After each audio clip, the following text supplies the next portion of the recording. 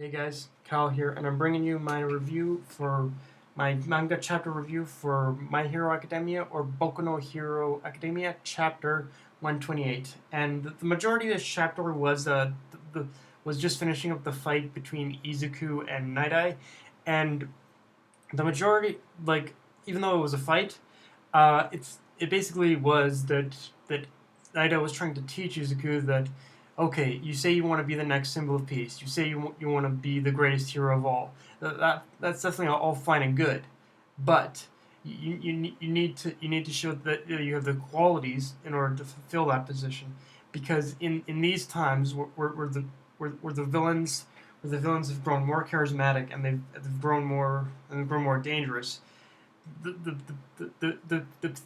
people need that symbol of peace to basically show them that they can smile, and be cheerful even in the darkest of times. And he was absolutely right. Like, we're the era of All Might and All for One, All Might and All Might and I think All for One, yeah, All for One may have ended, but the ending to one era just means one another is going to start up. And in the villain's case, it's an era that's definitely in their favor right now, because the symbol of peace is gone, and they need someone who can take up the reins. Now, it was interesting how the fight ended, because it was. I mean, I know people hate when you compare the two, but it was very reminiscent. It was very reminiscent of the first stage of the way this fight between Naida and Izuku ended. It was very reminiscent of how the first stage of the Chunin exams ended, with the proctor yelling, if this last answer is your one chance to pass this test. If you get it wrong, you fail completely. So, if you exit now, you can have another chance to pass the test. And then of course we all know how that one with Naruto going, I don't care I'll take your damn test. I don't even care if I become a Chunin. I'm still gonna be Okage one day. So yeah, it was very reminiscent of that. Like, not completely, not completely the same, but it was very reminiscent of it, I guess. Which shows that, again, not I said he was willing to take on Izuku, even if he failed his little test, but that still doesn't mean that he's willing to acknowledge Izuku yet. So that makes me assume this is just another hurdle for Izuku to go, in order. This is basically just showing that it's another hurdle for Izuku to master, for Izuku to overcome, in order to become the next symbol of peace, is to start by being acknowledged or accepted by Night Eye, because Night Eye, I think, he has a little bit more respect for Izuku after this, but I think he doesn't fully, he doesn't completely or fully respect Izuku enough to say that he's definitely going to be the next symbol of peace. I think he still has a lot more high hopes for his other one, for his other intern video.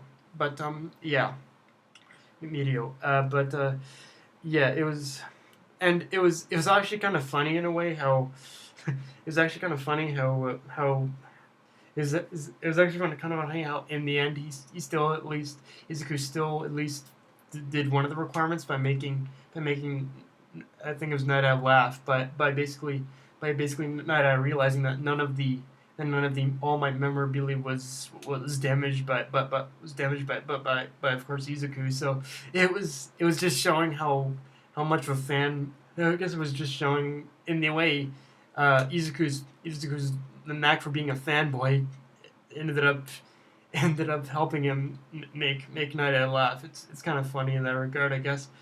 Um, it's very kind of funny. Um, Now, definitely one, getting off track. I'll get into the rest of the story for a bit, but I want to talk about the artwork for a minute. I'm not sure. I'm not sure if these were based. I'm not sure if it was. Now, some of these, I want to be fair. I'm not sure if entirely if it was Horikoshi's way of setting the mood on some of these panels or whatnot, but a lot of the artwork looked very sketchy, and a lot of it seemed very inconsistent. Like there was a lot of times where it didn't look good at all. Even on a close up of Izuku's fist, for instance, it looked very sloppy. So I'm not sure if what went on there, but yes, it's a little bit of a note that the artwork in this chapter was kind of iffy in a way. But yeah. Now getting back to the story.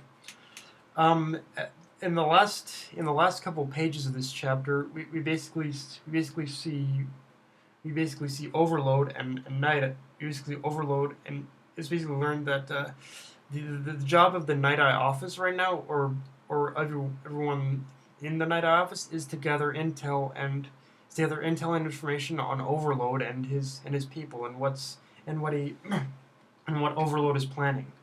Now, the biggest now the biggest thing I think of what we can take away from this of what my biggest prediction for this, especially after seeing how Overload and Izuku ended up coming face to face with each other in the last page of this chapter, is that either one of two things are going to happen.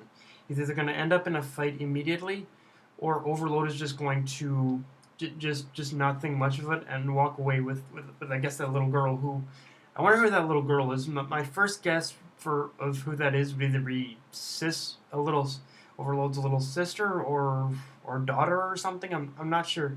Or maybe Eddie is just really the little girl Eddie, I think her name was, is just a subordinate of his. But it's interesting that Overload would have a little girl. I wonder with some kind of compassion for her. I wonder who she is. Like I said, my biggest